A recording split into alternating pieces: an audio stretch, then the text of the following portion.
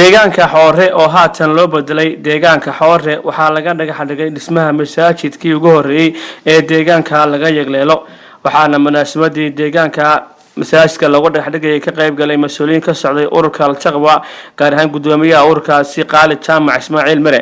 waxaana cilmowdiinka iyo waxgaradka deegaanka Dandan iyo deegaankaasi Xoore ay si wada jir ugu baaqeen in laga soo qayb galo dhismaha masaajidka ugu horeeyay ee deegaankaas ay yeelato iyo dadka deegaankaasuna haatan ay ku tukadaan waabtan ay muuqata waxaa halkan ka hadlay qaar ka mid ah cilmowdiinka deegaanka Dandan iyo deegaanka Xoore iyo waxgaradka deegaankaasi waxayna baaq wada jir u direen ummadda islaamka meel kasta oo ay joogeen la soo dhismaa masaajidkan dadku haatan ay ku tukadaan dhismahan idin muuqda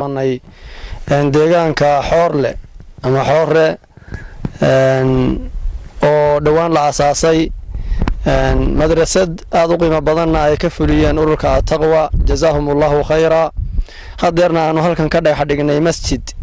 meeshii dadku ay ku tukanayeen waad arkayseen oo aad bay u liidatay waa meel buul cawsa ama la oran karo waa geed hoosti masaajidkaas in hadeer la dhagax dhigo rasuulku calayhi salaam wuxuu leeyahay rasuulku calayhi salaam man bana masjidan yabtaqi bihi wajha Allah bana Allahu lahu baytan fil janna hadith dhisa ilaahay subhanahu wa ta'ala guri ayuu jannada uga diyaariyada uga dhisa hadith macnihiisu sida ahaa marka muslimiinta guud ahaan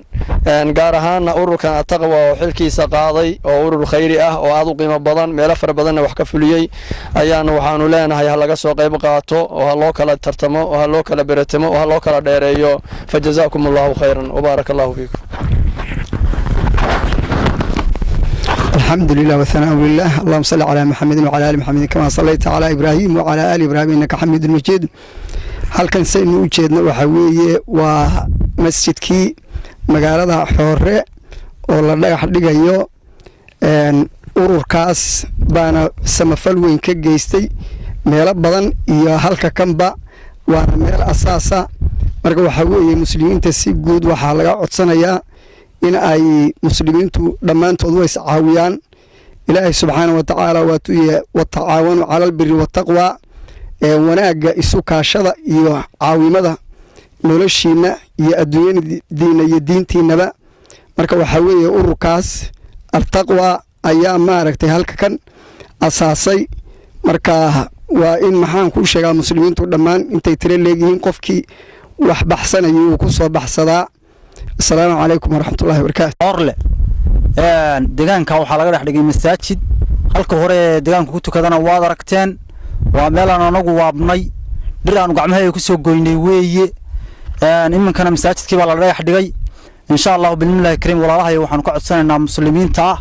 meel kasta ay joogaan ba inay ka soo qayb qaataan masaajidka oo ay deegaanka u dhisaan ilaahay baa maartay ka jaacsan marinay baahinta lagu qabtaan intaasha baahida masaajidku halkan ku tukana waa aragtaan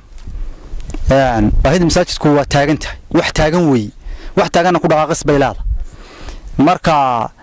ilaahay maatay ka abaal mariyay ururka Al-Taqwa ay hogaaminayso Qaali Jaamac Ismaaciil Mire cilmi ayaa maartay soo gaarsiiyay dadaal fara badan macallimiinta labada qol u dhisay imkan masaajidka way dhagax dhigaan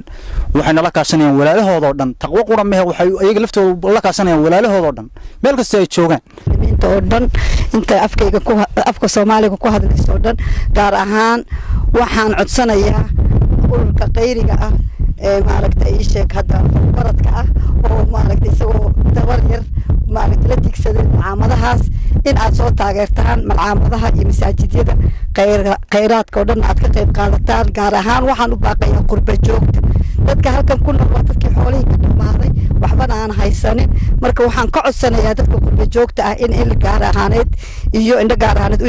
u yeeshtaan masaajidada kaliya uma ay baahna adeega bulshada oo dhan baa ka maqan caafimaadkay u baahan yihiin waxbarashay u baahan yihiin waxaan Cismaan Su'aal Dhaktar wararka telefishinka caalamiga ee Soomaaliya News magaalada Buuhoodle